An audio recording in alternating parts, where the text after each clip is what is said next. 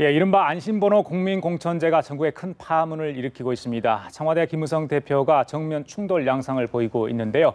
공천룰을 둘러싼 정치권의 속사정, 안영환 전 새누리당 의원, 김철근 동국대 교수 모시고 자세한 얘기 나눠보도록 하겠습니다. 안녕하십니까? 네, 안녕하십니까. 공천권을 건 이 개파간 전면전 시작이 됐다고 봐야 할 것 같습니다. 상황이 좀 안 좋죠. 자, 어제 이제 새누리당 의총이 있었습니다.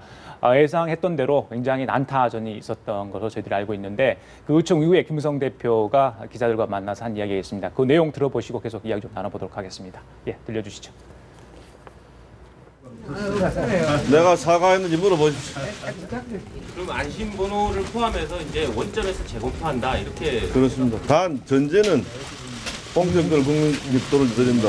이 정신은 흔들릴 수가 없습니다. 대표님 전략공천 안 한다는 원칙은 변함이 없으신 거죠? 전략공천은 내가 있는 한 없습니다. 전략공천은 내가 있는 한 없습니다. 이렇게 단호하게 또 이야기를 했습니다. 저 같은 평범한 사람들은 요즘 정치권 잘 파악이 좀 안 돼요. 이 먹구름이 이쪽에 머물러 딱 갑자기 뒤쪽으로 움직이거든요. 어떻게 봐야 됩니까 도대체? 어제 의총 또 그렇고요. 지금 새누리당 형편 어떻게 돌아가고 있습니까? 아니면 글쎄요, 뭐 이제 해석은 다양할 겁니다. 예. 그 해석은 정치적 이해관계에 따라서 해석이 예. 다양할 거고요. 또 이번에도 뭐 개개인의 특히 이제 국회의원들은 뭐 공천 문제 가장 중요한 문제이기 때문에 그 시각을 볼 텐데 예. 한마디로 이거죠. 전략 공천 하겠다, 종전략 공천 못 하겠다 이 싸움이고 예. 지금 김무성 대표 방금 기자회견도 나왔습니다만 예. 공천권을 국민에게 돌려주겠다. 그러니까 요즘 거리 보면 새누리당이 현수막을 걸어놨지 않습니까? 예. 공천권을 국민에게. 근데 국민에게 공천권을 돌려주겠다는 것과 전략 공천 하겠다는 그 싸움이죠. 쉽게 말해서. 예. 크게 말한다면. 그러니까 공천권을 놓고 싸움한 건 아니죠. 예. 한쪽에서 난 공천권 아예 내려놔 버리겠다.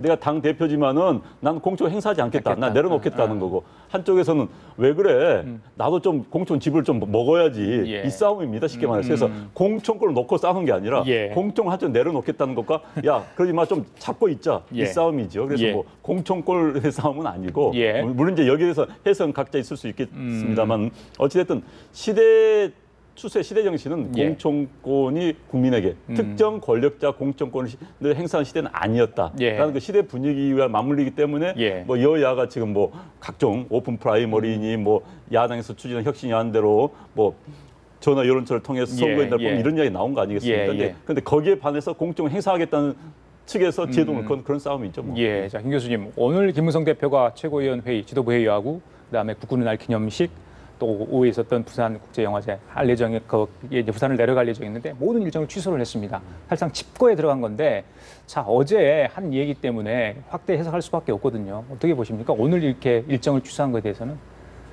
김무성 대표가 지금 장고를 하는 거죠. 그러니까 지금이 박근혜 대통령하고 정면 승부를 한번 걸어볼 타임이냐, 예. 아니면 그 공천관리 뭐 특별위원회를 만들었잖아요. 특별기구를 만들었기 때문에 그 기구에 좀 맡겨놓고 좀 시간을 벌어봐야 되느냐 이런 생각을 할 건데요.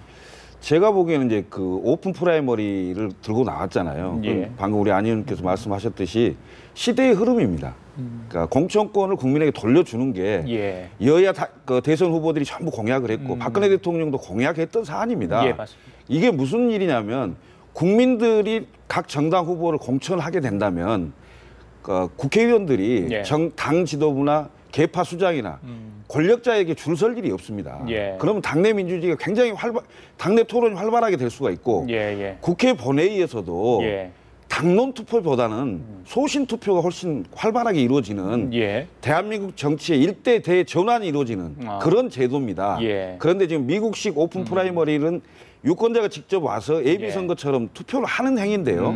이 행위를 하기가 쉽지 않다는 거예요. 예를 들면 돈이 일단 많이 들고 동원 선거가 되고 여러 부작용들이 있고 여야가 합의가 지금 잘 안 되고 있는 상황이기 때문에 그렇다면 안심번호를 좀 도용을 해보자. 이 안심번호라는 게 이제 우리 시청자 여러분도 다 이제는 다 아시겠습니다만은 통신 3사가 있지 않습니까? 이 통신 3사에 성인들은 대부분 핸드폰을 다 가지고 있어요. 그럼 이 핸드폰 번호를 원번호를 주는 게 아니고 선관위가 요청을 하면 암호화된 임시번호를 준다는 거 아니겠습니까? 이 임시번호를 가지고 각 정당이 여론조사를 할 수도 있고 아니면 전수조사죠. 전 유권자를 대상으로 전화 투표를 할 수 있도록 하는 이런 방식으로 바꾸겠다 이건데요. 예. 지금 안심번호 국민공천제의 세부적인 내용은 하나도 정해진 게 없습니다. 예, 예. 단지 안심번호를 도입을 해서 국민공천제를 하는데 국회 정치개혁특위에서 논의해보자까지가 예. 큰 틀에서 방향이 그렇죠. 정해진 것뿐입니다. 예, 예, 예.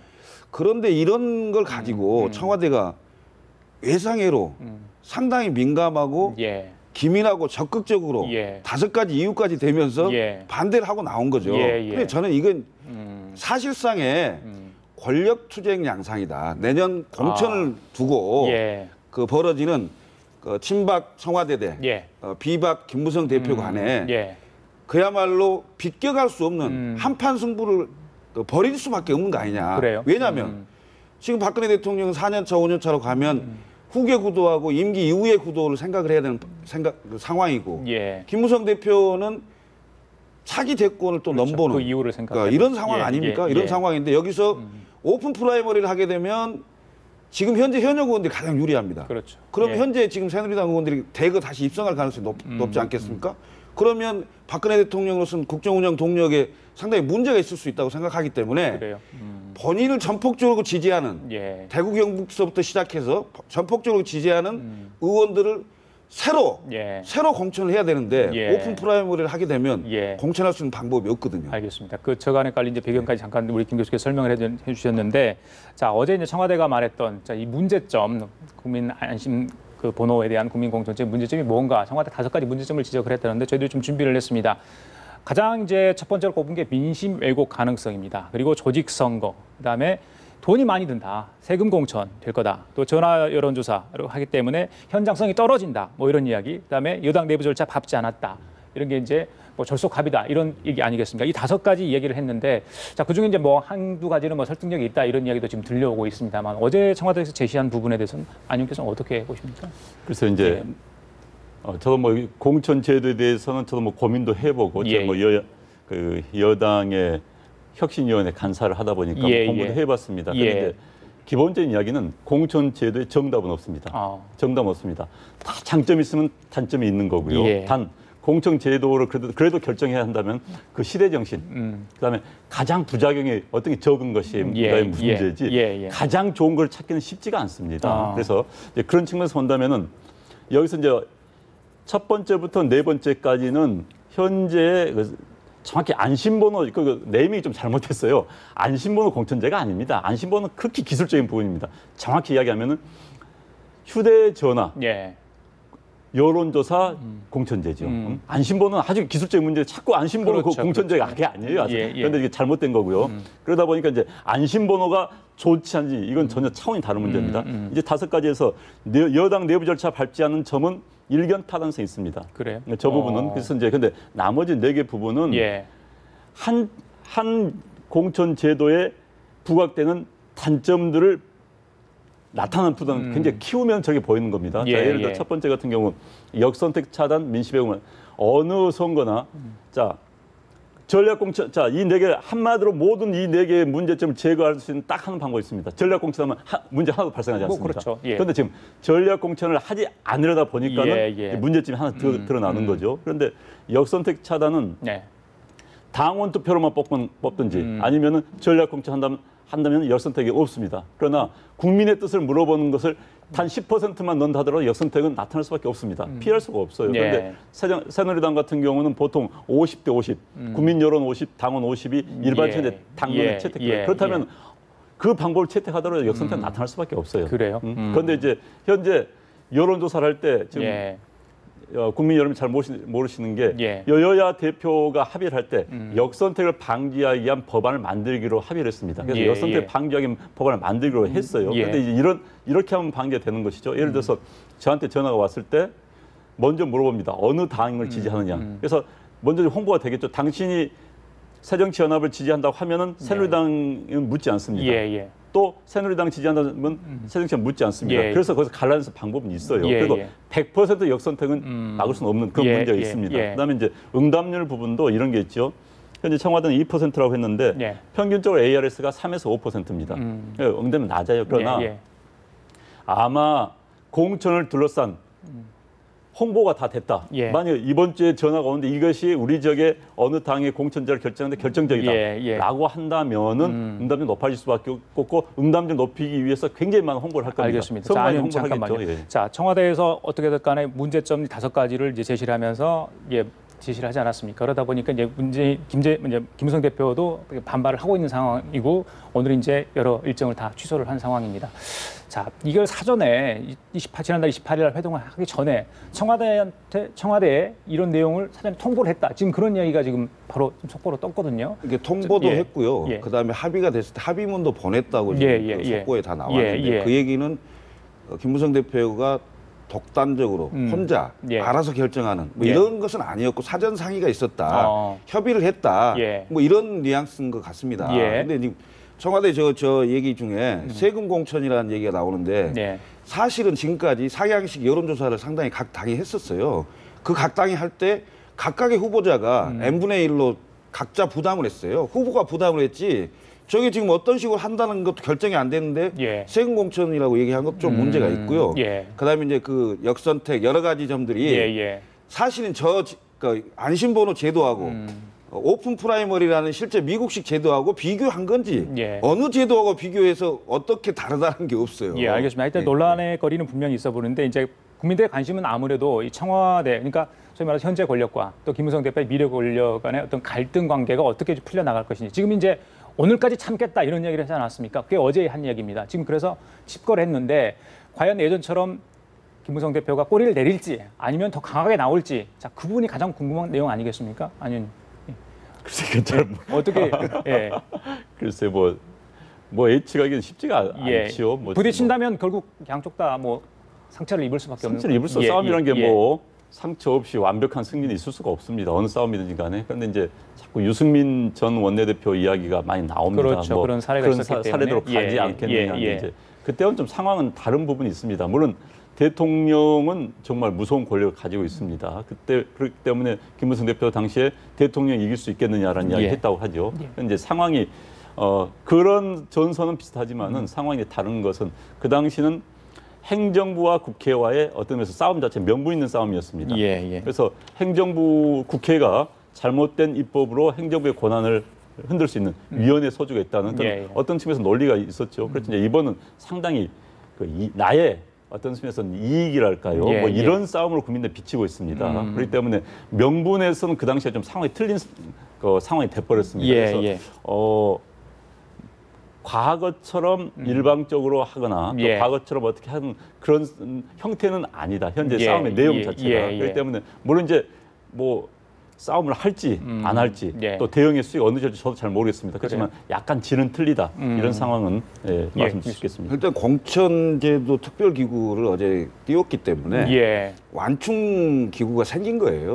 여기에서 이제 그 밀고 당기게 시작될 건데 제가 보기엔 김무성 대표가 그래도 대권을 좀 내다보고 뭔가 지도자로서의 임팩트 있는 뭔가를 하려고 한다면 이번도 기회 중에 하나다 이거죠.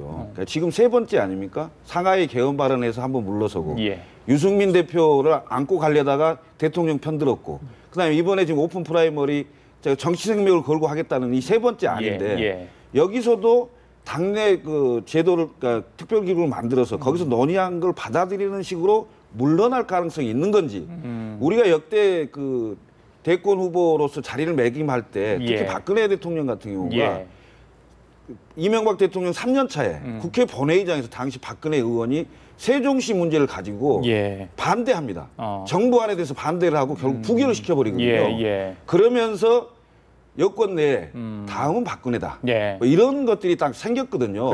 그리고 실제로는 이제 그 힘을 가지고 당시 대통령하고 뭔가 협의를 하는 이런 구조였다면 과연 김무성 대표가 당시에 박근혜 대통령처럼 그렇게 깃발을 들고 한번 나설 것이냐. 제가 보기에는 김무성 대표가 산전수전 공중전을 다 겪은 백전노장 아닙니까? 그래서 그렇게 극적인 어떤 대결 구도로 가기는 쉽지 않을 것이다. 이런 생각이 좀 듭니다. 아니 지금 임기 말도 아니지 않습니까? 이제 절반을 좀 넘긴 시점인데 이런 일이 터졌어요. 물론 총선을 앞두고 있기 때문에 그렇지만 당청 간의 갈등 문제, 앞서도 여러 차례 뭐 있었잖아요. 네. 폭발될 상황들이 있었는데 일단 잠복해 있었다고 봐야 되지 않을까 싶은데 친박과 어떤 비박 간의 갈등 문제 이건 뭐 해소할 방안은 전혀 없는 겁니까? 지금 상황에서는 지금 뭐 개파가 누가 더 많은지 지금 숫자 싸움까지 하는 언론도 있던데 예. 그건 별 의미가 없는 것 예, 같고요. 예. 그 숫자라는 게 별 의미는 없습니다. 예. 그 숫자 따진다면 현재 19대 의원들은 박근혜 대통령이 전부 공천한 사람들입니다. 전부 친박입니다.